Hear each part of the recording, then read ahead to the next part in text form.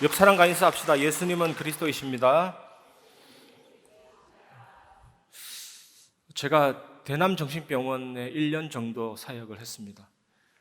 그 사역 현장에서 여러 가지 있었지만 예수님이 그리스도다라는 것을 확인한 사건이, 그 당시 때 제가 메시지가 정리 안 되어져 있어서 그림 메시지를 이렇게 들고 보여주면서 설명하는 그런 수준이었습니다. 그래서 예수님이 십자가에 달리셨고 그 죄를 사하시고 무덤이 열리고 부활하시고 사단이 깨진 그림을 들자마자 한 5명이 기겁을 하고 도망갔습니다. 어디서 그런 무서운 그림을 들고 나왔냐. 그게 그 사람이 무서운 게 아니라 그 사람을 괴롭히는 그 흑암의 권세가 무서운 거죠. 예수님의 그 권세 앞에. 계속해서 그 권세가 멀리 계신 것이 아니고 뚫고 들어왔다. 하나님의 통치가 뚫고 들어왔다. 그게 마태복음의 핵심입니다. 거기에 대한 믿음을 가져라가 핵심입니다. 오늘도 그 믿음을 가지시는 축복의 시간 되시기 바랍니다. 첫 번째, 믿음은 예수님의 권능이 일어나게 하는 통로입니다. 실명, 이 실명은 고대 세계에서 가장 암울한 질병 중에 하나였습니다. 죽음보다 조금 덜 심각한 수준의 고통, 거의 죽음과 같은 고통이었습니다. 예수님이 공생의 기간 동안 많은 맹인들을 고쳐주셨습니다. 마태복음 9장 27절, 예수께서 거기에서 떠나가실 새 2 맹인이 따라오며 소리질러 이르되 다윗의 자손이여 우리를 불쌍히 여기소서 하더니, 계속해서 연결되는 사건이거든요. 오늘 말씀은 지난주 사건과 연결됩니다. 예수님이 야이로의 딸을 고치시고 그 집에서 나오실 때 2 맹인이 예수님을 따라오면서 다윗의 자손 예수여 우리를 불쌍히 여겨달라고 이렇게 외치고 있는 것입니다. 항상 기억해야 될 것은 그 당시는 병과 죄를 연결시키는 그런 시대였습니다. 병은 곧 죄다, 이런 개념이거든요. 실명은 분명히 누군가의 어떤 잘못에 의해서 저 사람에게 생긴 장애다, 이렇게 생각했습니다. 육체에 흠이 있는 자로 규정됐기 때문에 하나님께 마음껏 제사 예배 못 드립니다. 이미 부정한 자로 낙인 찍혔기 때문에 이 사람이 가면 재물을 오염시킵니다. 그래서 모든 예배 행위가 제사 행위에서 금지를 당했습니다. 그런데 이 맹인들이 왜 예수님을 향해서 다윗의 자손이라고 부르고 있습니까? 그 이유는 다윗의 자손은 유대인들이 메시아를 부르는 일방적인 방식이었습니다. 메시아를 향해서 다윗의 자손이라고 불렀습니다. 예수님은 다윗의 자손으로서 기적, 특별히 치유의 기적을 행하시며 궁핍하고 억눌리고 눌린 자들을 구원하는 일을 통해서 뭡니까? 하나님의 나라를 가져오신 것입니다. 멀리 있는 것이 아니고 하나님의 나라를 가져오신 것입니다. 맹인들이 이 부분을 어느 정도 알았기 때문에 예수님을 향해서 불쌍히 여겨달라고 요청한 것입니다. 그런데 지금 혈류증 걸린 여인 야이로의 딸 계속해서 나오는데 오늘은 맹인이 나오잖아요. 이 맹인은 인간의 영적 상태를 묘사하고 있습니다. 인간이 어둡다는 겁니다. 영적으로 완전히 어둡잖아요. 깨끗하지 않습니다. 더럽습니다. 고립됐습니다. 특히 죄로 인해 죽었고 사단에게 영향받고 있습니다. 그 죄에서 구원받으려면 하나님의 은혜가 필요합니다. 그 은혜가 오직 예수 그리스도이십니다. 선악과는 과일 하나 놔둬놓고 먹어라 먹지 마라 하나님이 테스트하는 게 아닙니다. 언약입니다. 하나님과 인간 사이의 언약입니다. 마귀의 그 유혹으로 하나님이 먹지 말라 한 그 언약을 불순종한 겁니다. 그리고 그 선악과를 따먹을 때 하나님처럼 똑같이 되고자 하는 그 욕망과 교만과 거역이 들어갔습니다. 그 결과 인간은 죄의 지배당해서 맹인이 된 것입니다. 끊임없이 죄의 지배당하고 사단에게 속고 영적으로 죽었고 모든 인간은 천천히 죽어가고 있습니다. 나중에는 물리적인 죽음 옵니다. 영혼과 육신이 분리됩니다. 그리고 인간은 영원한 사망에 이르게 됩니다. 그래서 예수님이 우리 인간을 구원하기 위해서 탄생하셨습니다. 그리고 고난당하시고 죽으시고 부활하시고 특히 우리 연약함을 채울하기 위해서 우리 인간과 같은 체험을 하셨습니다. 하나님은 죽을 수 없는 분인데 죽을 수 있는 몸으로 오셨잖아요. 마귀에게 유혹을 당하심으로 유혹당하는 우리 모든 인간들을 이해하시는 것입니다. 무한히 초월하시지만 우리를 가장 잘 아시는 예수님께서 십자가에서 죽으시고 부활하셔서 우리의 죄를 사하시고 사망과 사단의 권세를 완전히 정복했습니다. 우리는 율법대로 저주당하고 지옥 가야 됩니다. 그런데 그 율법을 다 완성하시고 말씀을 성취하시고 나를 대신해서 형벌당하심으로 우리의 모든 죄를 사하시고 부활하심으로 사망과 사탄을 정복하시고 믿는 자에게 의롭다, 너는 친자녀다, 칭의를 우리에게 주시는 것입니다. 그 십자가는 즐거운 교환의 장소입니다. 정말 쓰레기 같은 나의 죄와 무능과 상처와 연약함을 바꿀 수 없는 천국의 복으로 하나님의 의로 놀라운 능력으로 다 교환해 주셨습니다. 이 은혜를 여러분이 누리시기 바랍니다. 누리면 이때부터 뭡니까? 눈이 열리게 되는 것입니다.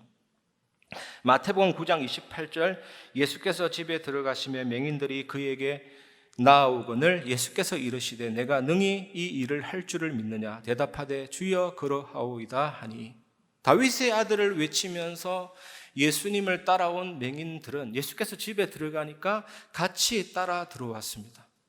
이때 예수님은 그 맹인들을 생각해서 조용히, 다른 사람이 안 보는 곳에 조용히 불러서 조용히 얘기했습니다. 내가 너를 고쳐줄 줄 믿느냐? 두 맹인은 그러하오이다 라고 대답했고, 나중에 다음 구절에 보면 너희 믿음대로 되라 이렇게 말씀하십니다. 그래서 믿음은 예수님의 권능을 일으키는 통로이며 마태복음의 핵심 개념인 신뢰와 같은 의미입니다. 저번에 살펴보았던 것처럼 신뢰의 모범을 백부장, 중풍병자를 메고 온 사람들이 이미 보여주었습니다. 어떻게 신뢰해야 되는지. 예수님은 하나님에 대한, 예수 그리스도에 대한 작은 제자들의 믿음과 신뢰가 커져야 한다라고 가르쳐주고 있습니다. 오늘 우리에게도 커져야 한다. 너희의 믿음과 신뢰가 커져야 한다라고 말씀하고 있는 것입니다. 의심과 믿음의 차이는 분명합니다. 의심은 무엇을 봅니까? 의심은 모든 것을 방해물로 봅니다. 사람의 말, 보이는 환경, 실패된 경험 등등을 봅니다. 그런데 믿음은 길을 봅니다. 위기는 길입니다. 의심은 한 걸음을 두려워합니다. 믿음은 높이 날아오릅니다. 의심은 누가 믿지? 라고 말하지만 믿음은 내가 라고 대답합니다. 오늘 참된 믿음이 회복되시기를 주의 이름으로 축원합니다. 히브리서 11장 19절, 그가 하나님이 능히 이삭을 죽은 자 가운데서 다시 살리실 줄로 생각한지라 비유컨대 그를 죽은 자 가운데서 도로 받은 것이니라. 하나님의 약속은 이삭이 살아야 성취될 것인데 아브라함이 이삭을 죽이면 어떻게 됩니까? 그래서 아브라함은 내가 이삭을 죽여도 하나님이 다시 이삭을 살리실 것이다 라는 것을 믿었습니다. 비유컨대 그를 죽은 자 가운데서 도로받은 것이니라 해서 비유컨대, 이거는 이삭이 죽은 자 가운데서 부활한 것이나 다름이 없다라는 뜻입니다. 그러나 동시에 이 사건은 하나님께서 예수 그리스도를 보내주셔서 십자가에 죽게 하시고 그를 부활시키심으로 약속을 성취시키신 사건을 예표합니다. 그래서 도로 받다라는 것은 상급을 받다라는 뜻이거든요. 그래서 하나님은 아브라함의 믿음의 순종에 대해서 보상으로 이삭을 돌려주신 것입니다. 여러분, 아무리 위기가 크고 문제가 크더라도 하나님의 보상과 상급은 더 놀랍고 더 어마어마합니다. 여러분, 인내는 믿음의 본질이죠. 믿는다면 기다리는 것입니다. 못 기다리는 것은 안 믿기 때문이라고도 할 수가 있습니다. 성령의 열매 중에 오래 참음은 인내, 기다림이거든요.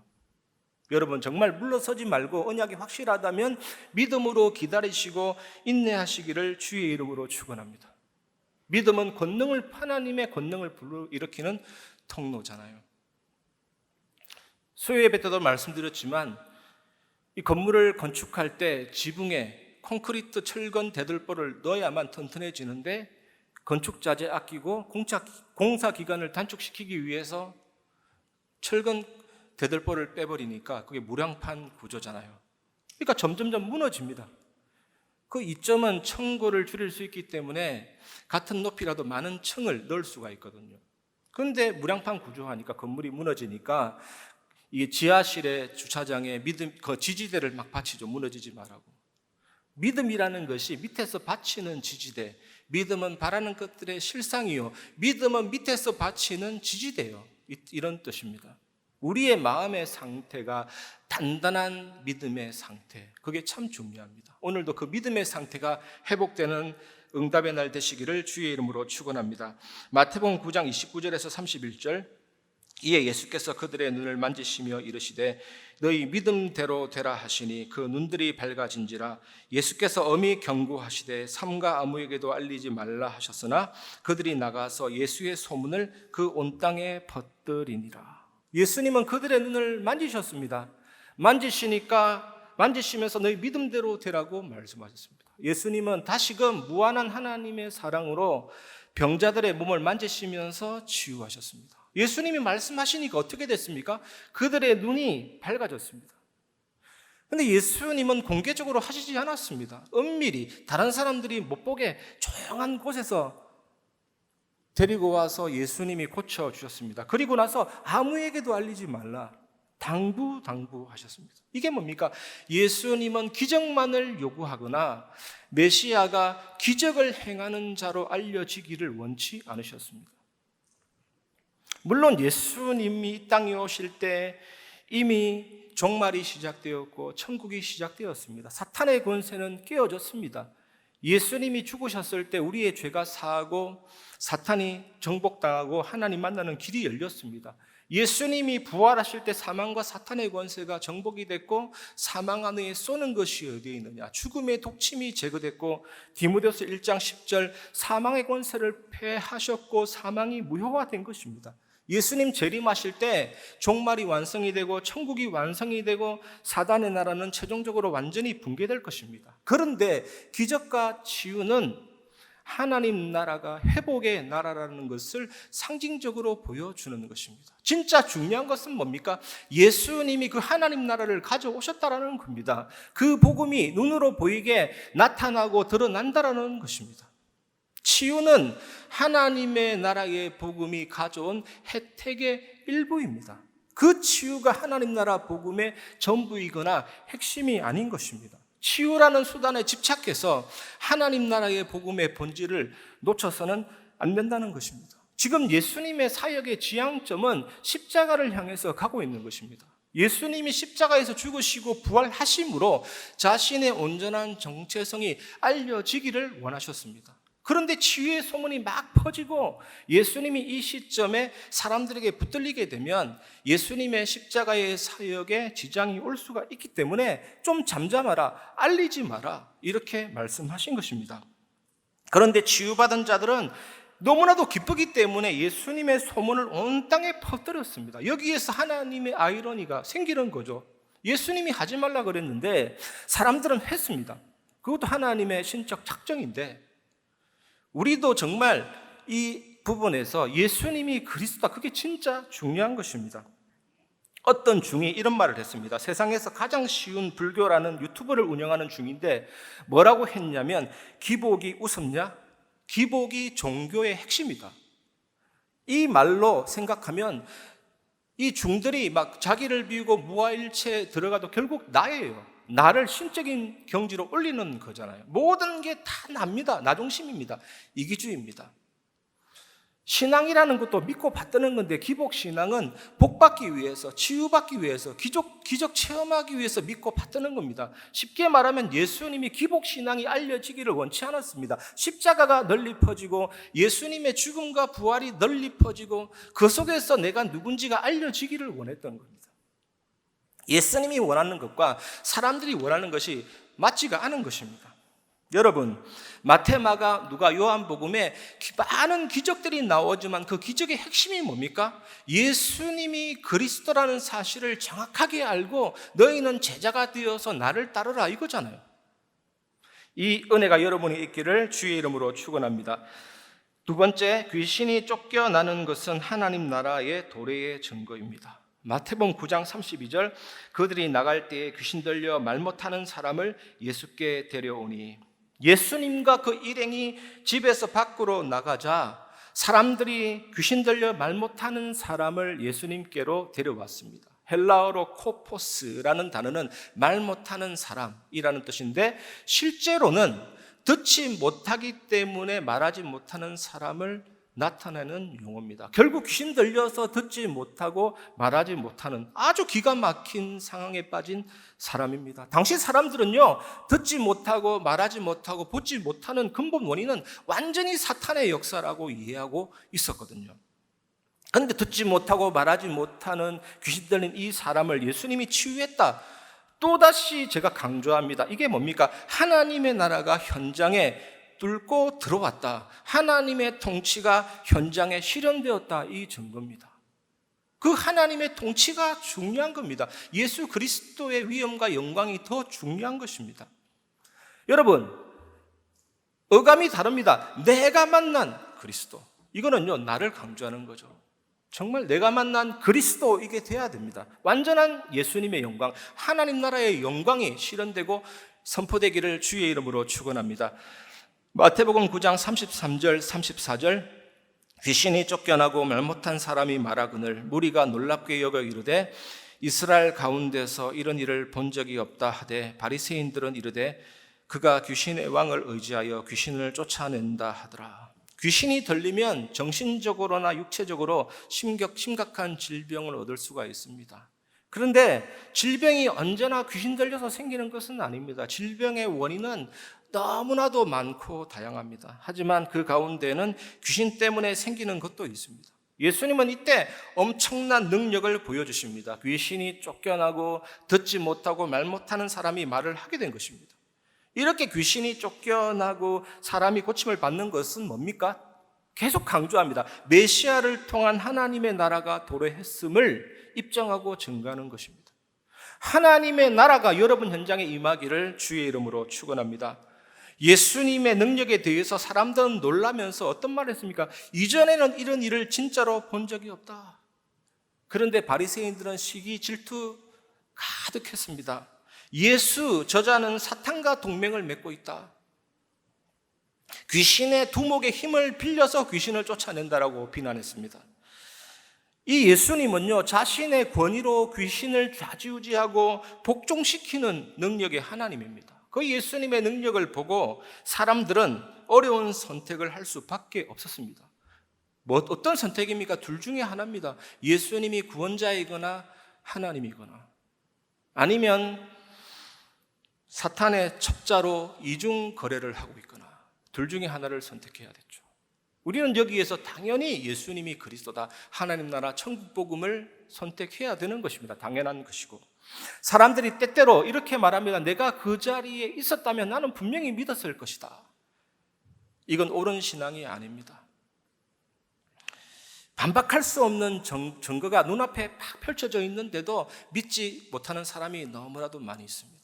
믿음은 우리가 자신 있게 말할 수 있는 분야가 아닙니다. 믿음은 하나님의 은혜고 하나님의 선물입니다. 이번 한 주간 하나님의 은혜로 온전한 믿음이 회복되어서 예수 그리스도로 말미암아 귀신이 쫓겨가는 그 하나님의 나라의 도래의 증거를 꼭 체험하고 누리시기를 주의 이름으로 축원합니다. 세 번째, 추수할 일꾼을 위한 기도입니다. 마태복음 9장 35절, 예수께서 모든 도시와 마을에 두루 다니사 그들의 회당에서 가르치시며 천국 복음을 전파하시며 모든 병과 모든 약한 것을 고치시니라. 제자들은 이제 하나님의 나라의 복음이 무엇인지, 이스라엘의 메시아가 어떻게 모든 질병을 치료하는지 알게 되었습니다. 예수님의 활동은 그 지역의 모든 마을과 도시를 포함해서 이제 완전히 부각이 되어버린 것입니다. 예수님의 사역을 요약하면 첫 번째는 가르치심, 두 번째는 전파하심, 세 번째는 치료하심입니다. 오늘 이 말씀을 통해서, 이 구절을 통해서 우리에게 무엇을 말합니까? 마태복음의 특징은 뭐냐? 독자를 향한 메시지입니다. 여러분을 향한 메시지입니다. 제자들이 봤는데 무리들이 보고 하나님 영광 돌렸더라, 이런 표현이 마태복음에 나옵니다. 이 말씀을 듣는 독자인 청중인 성도 여러분들에게 말하고 있는 거죠. 여러분들도 마태복음 흐름을 쭉 따라오면서 예수님이 가르치시고 전파하시고 치료하심을 다 보았지 않느냐? 너희도 이제 그 제자가 되고 그 증인이 되라. 예수님의 명령입니다. 이 명령을 여러분 가슴에 받으시기를 주의 이름으로 축원합니다. 예수님의 증인 되시고 하나님 나라 복음의 제자 되시기를 주의 이름으로 축원합니다. 마태복음 9장 36절, 무리를 보시고 불쌍히 여기시니 이는 그들이 목자 없는 양과 같이 고생하며 기진함이라. 영국에 옛 목자들이 쓰는 표현이 있습니다. 오직 양의 습성과 상태를 아는 자들만이 뒤집혀진 양과 나동거라진 양의 의미를 안다. 나동거라진 양은요 스스로 이렇습니다. 뒤집힌 양, 내 다리가 공중을 향하여 딱 뻗쳐진 양은 절대로 본인 힘으로 일어나지 못합니다. 밤이 돼도 이틀이 지나도 그대로 있습니다. 목자가 그것을 잘 살펴야 됩니다. 이렇게 주지 않으면 또 누군가가 눈독을 들입니다. 맹수들이 눈독을 들입니다. 잡아먹힙니다. 목자 없는 양은 이렇게 비참한 것입니다. 지금 세상을 보시면 얼마나 비참합니까? 얼마나 참담합니까? 묻혀 있었던 모든 악행이 막 드러나고 있습니다. 모방 문제로 막 드러나고 있습니다. 너무나도 불안한 세상이 되었습니다. 공허해지기 시작합니다. 그래서 철학자 파스칼은 하나님이 인간 마음에 허공을 창조했다. 그 어떤 만족감으로 채워질 수 없기 때문에 인간은 끝없이 공허하고 허무해진다. 아무리 만족감을 추구해도 바닷물을 마시는 것과 같다. 하나님으로만 채울 수 있는데 채워지지 않으니까 그 결핍을 채우기 위해서 몸부림 치다가 가부화가 생기고 터져버린 것입니다. 미쳐버린 것입니다. 날뛰는 것입니다. 목자 없는 양과 같이.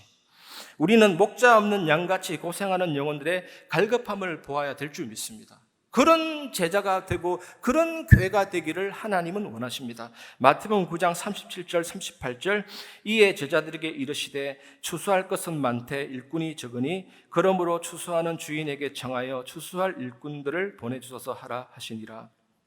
지금까지 추수해서 수확은 예수님의 책임이었습니다. 사실 일꾼은 예수님 혼자였습니다.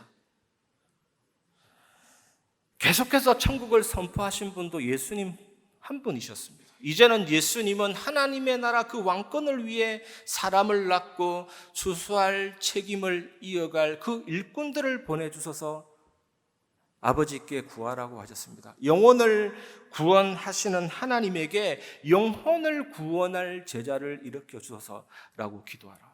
이거는 예수님의 기도 제목입니다. 우리에게 주신 기도 제목. 진짜 전도는 기도 응답으로 되어집니다. 추수할 일꾼들을 세워주시고 보내주시옵소서. 하나님이 일꾼을 일으켜 주십니다.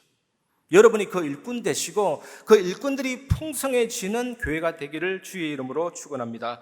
요한복음 6장 65절, 또 이르시되 그러므로 전에 너희에게 말하기를 내 아버지께서 오게 하여 주지 아니하시면 누구든지 내게 올 수 없다 하였노라 하시니라. 내 아버지께서 오게 하여 주지 아니하시면, 절대적입니다. 전도는 하나님이 오게 하지 않으면 오지 않습니다. 현장에서도 마찬가지고 교회에서도 마찬가지입니다. 하나님 아버지께서 오게 하지 않으면 안 됩니다. 내 아버지께서 허락하여 주신 사람이 아니고는 아무도 내게 올 수 없다라는 뜻이잖아요.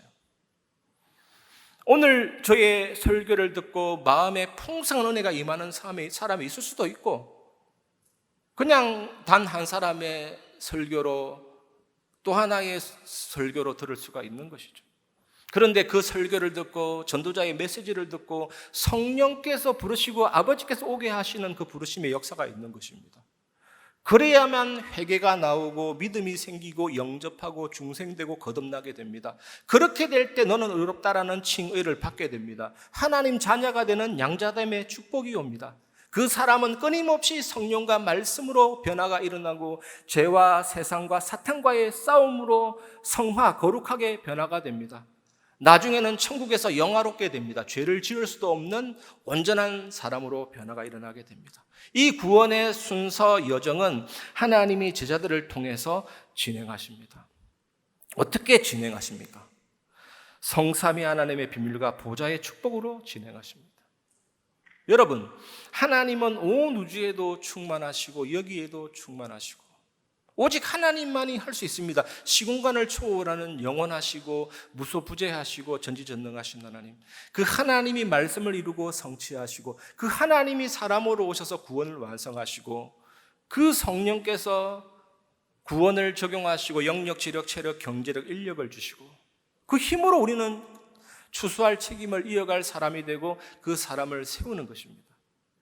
그 성령이 주시는 그 엄청난 능력으로 하나님이 내 안에 심어놓은 형성과 영혼과 삶이 살아나고 시공간 초월을 기도의 비밀을 통해 누리면서 세상 살릴 빛의 역사로 목회자, 중직자, 후대를 살리는 증인이 딱 되는 겁니다. 사탄이 아무리 활동을 해도 공중의 권세만 잡았습니다. 사단은 하나님처럼 무소부재하지 않습니다. 우리와 똑같은 부분이 뭐냐? 나는 한국에 있든지 미국에 있든지 한 곳에만 있을 수 있습니다. 귀신도 마찬가지입니다. 돼지에게 있든지 사람에게 있든지 저 장소에 있든지 이 장소에 있든지 합니다.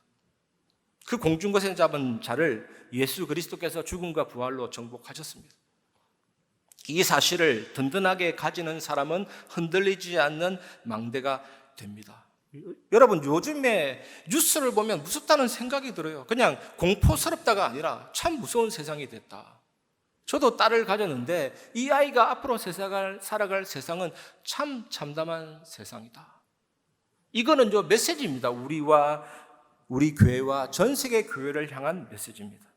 그래서 병든 자와 후대 다민족 살리는 참된 정체성을 하나님이 회복시켜 주실 줄 믿습니다. 재충전해야 되지 않겠습니까? 죽었는데 살려야 되지 않겠습니까? 저 사람들이 나빠서가 아닙니다. 하나님을 모르고 목자 없는 양이기 때문에 그렇습니다. 나동갈아지고 뒤집혀졌는데 몰라서 그렇습니다. 그러니까 맹수인 사단에게 뜯어먹히고 있습니다. 살려야 되지 않겠습니까? 다민족들을, 병든 자들을, 후대들을. 그 방향을 향해서 교회가 가야 되지 않겠습니까? 우리가 그 방향을 향해서 추수해야 되지 않겠습니까? 그런 성도, 그런 교회만이 하나님이 복에 복을 더하시고 중요한 은혜를 부어줄 줄 믿습니다. 기도하도록, 하나님께 예배하도록 하는 교회가 되어야 될 줄 믿습니다. 그래서 우리는 말씀 안에서 흔들리지 않는 망대가 되는 것이고 정말 하나님께서 주신 이 언약의 말씀 붙잡고 기도하고 흑암이 무너지고 세상 사람을 살리는 빛의 망대가 될 것입니다. 말씀을 마무리하겠습니다. 첫 번째, 전인적인 구원 치유자 예수 그리스도입니다. 예수님은 세 가지 고통을 당했습니다. 육신의 고통을 당했습니다. 가시관을 쓰셨고 채찍을 맞으셨고 고난의 길 가다가 십자가를 지고 7번 쓰러지시고 폐와 심장 사이 혈액이 고이시고 인간이 당할 수 있는 모든 처참한 고통의 극에 달하는 고통을 다 당하셨습니다. 그래서 육체의 고통을 당하는 자를 충분히 치유하십니다. 그리고 예수님은 정신의 고통을 당했습니다. 유대인의 왕이여 평안하냐 하면서 얼굴에 침 뱉고 수염도 뽑고 갈대로 머리치고 뺨도 때리고 그래서 마음의 고통을 당하는 모든 사람들의 연약함을 치유하시고 충분히 도와주실 수 있는 분이십니다. 그리고 예수님은 영적인 고통을 당했습니다. 하나님으로부터 버림받았습니다. 무덤에 묻히사 3일 동안 무덤에 묻혀 있었습니다. 십자가에서 엘리 엘리 라마 사박단이라고 외쳤습니다. 죽음과 같은 고통 속에 있는 사람도 예수님은 능히 돕고 구원하고 치유할 수 있습니다. 그래서 마태복음 8장 17절에 분명히 말씀하셨습니다. 이는 선지자 이사야를 통하여 하신 말씀에 우리의 연약한 것을 친히 담당하시고 병을 짊어지셔도다 함을 이루려 하십니다. 우리 모든 연약함을 담당하시고 병을 짊어지셨습니다. 아담이 선악과를 따먹으면서 가시 덤불과 엉겅퀴 저주가 왔고 너는 흑인이 흙으로 돌아갈지니라 죽음이 왔잖아요. 그 죄로 인해서 온 모든 저주의 결과를 해결했다. 오늘 이 사실을 믿으시기 바랍니다. 두 번째, 참된 기도 속으로 들어가시기 바랍니다. 항상 여러분 명심하십시오. 식사한 기도를 함부로 하지 마시고 하나님의 은혜 아니면 건강이 올 수가 없습니다. 저는 항상 시편 54편 4절을 가지고 기도하거든요. 주께서는 나를 돕는 분이시며 주님은 내 생명을 붙들어 주시는 분이십니다. 이걸 항상 묵상하고 밥 먹고 물 마시고 하면 너무 간절해지죠. 그리고 두 번째, 헌금 기도. 하나님의 은혜 아니면 경제 축복 안 옵니다. 대구에 가면 서현교회라고 화강암으로 지어진 어마어마한 교회가 있습니다. 그 교회 헌당은 한 사람의 중직자를 통해서 이루어졌습니다. 헌당하시라는 얘기가 아니고 한 사람의 중직자가 죽음이 왔습니다. 죽음이 왔는데 하나님 나를 살려주시면 내가 정말 이 교회를 위해서 기도하고 복음 전도를 위해서 헌당을 위해서 내 인생을 바치고 싶습니다. 그게 하나님 소원과 통했던 거죠. 이 장로님의 직업은 한의사였습니다. 대구에 역병이 돌았는데 어떤 병원도 어떤 약국에서도 해결이 안 되는데 그 한의원만 가면 다 나았어요. 그래서 돈을 부대에 썰어 담았다고 하더라고요. 그 표현에. 그래서 헌당하고 그런 한국 교회의 유명한 그런 중요한 사례를 남겼습니다. 그래서 제가 말씀드리고 싶은 것은 헌당하시라는 얘기가 아니고 경제 축복은 교회와 전도와 선교와 생명줄로 연결되어 있습니다. 세상 경제와 빛의 경제의 구분점이 그겁니다, 여러분. 세상 경제는 결국 자기만 배를 채우다가 영원히 망하는 길로 가지만 진짜 하나님이 부어주시는 경제는 따로 있습니다. 교회와 전도와 선교와 복음을 위한 경제. 여러분, 한번 정말 생을 걸고 한번 해보시기 바랍니다. 단 한 사람이라도 일어나 보시길 바랍니다. 내 노력을 하는 경제가 아니라 하나님 위에서 쏟아져 주는 경제가 있다니까요. 헌금기도. 그래서 헌금기도가 중요합니다. 단 10,000원을 드리더라도 나의 일부를 드리더라도 정말 하나님께 내 생명을 드립니다. 중요하죠. 그리고 예배 회복을 위해서 꼭 기도하시기 바랍니다. 어떤 장로님은 많은 부분도 아닙니다. 강단 말씀 받으면 포스터 이세다가 한 절 적어서 차에다 붙이고 농에다 붙이고 가는 곳곳마다 붙이고 그 말씀 묵상했는데 하나님이 그 삶을 형통하게 하시고 성공되게 하시고 노력하지 않았는데 많은 영혼들이 붙었다니까요. 이렇게 하나님은 선하시고 인자하시고 복에 복을 다하시는 분입니다. 그래서 예배 성공은 삶의 형통으로 연결되는 핏줄, 탯줄, 생명의 핏줄, 생명의 탯줄입니다. 절대로 놓치지 마시고 응답받기를 기도합니다. 그래서 복음과 말씀 붙잡고 기도 속으로 들어가시기 바랍니다. 그래서 결론이 그겁니다. 복음과 말씀이 나의 전인격화 되도록 내 생각을 싹 다 지우고 하나님 말씀으로 대치되도록 그 속에서 나오는 나의 생각, 아예 말씀의 렌즈가 딱 끼워져서 그것으로 볼 수 있도록 복음과 말씀의 전인격화의 축복이 여러분이 있길 바랍니다. 이때 되어지는 것이 뭐냐? 너무나도 쉽게 예배와 전도가 되어집니다. 참된 예배 전도가 되어지죠. 자석이 강하면 쇳가루가 붙듯이 영적 자석이 강하면 쇳가루가 붙고 영혼이 붙습니다. 그래서 하늘의 별과 같이 빛나리라. 그 별이 당기는 인력이 있고 나타내는 빛이 있고 행성이 붙들려 있듯이 너희가 하늘의 빛과 같이 별과 같이 빛나리라. 전염병, 아니 코로나 일본 확진자가 노력했습니까? 우리가 정말 예배 충만하고 전인격 구원자 예수 그리스도 누리고 참된 기도 속으로 들어가면 하나님이 하신다니까요. 정말 이 일에 증인되시고 참된 축복받는 응답의 주역 되시기를 주의 이름으로 축원합니다. 이 시간 지존하신 주님 이름 앞에 우리 찬양 부르고 말씀을 마무리하겠습니다.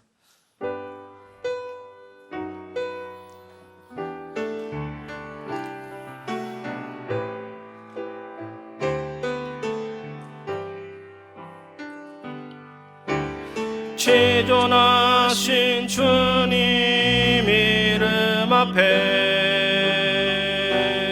모두 무릎 꿇고 다 경배해 거룩하신 주님 보좌 앞에 엎드려 절하세.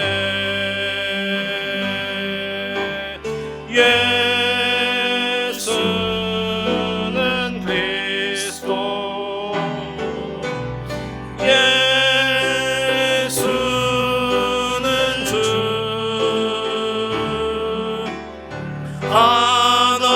하나님의 영으로 경배. 다시 한 번 더 지존하신 주님 이름 앞에 지존하신 주님 이름 앞에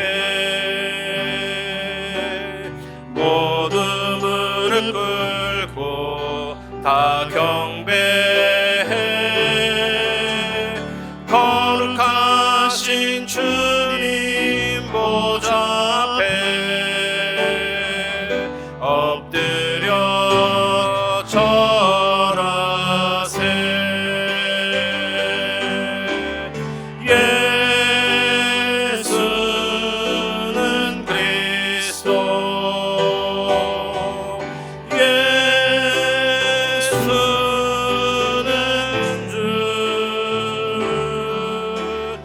하나님의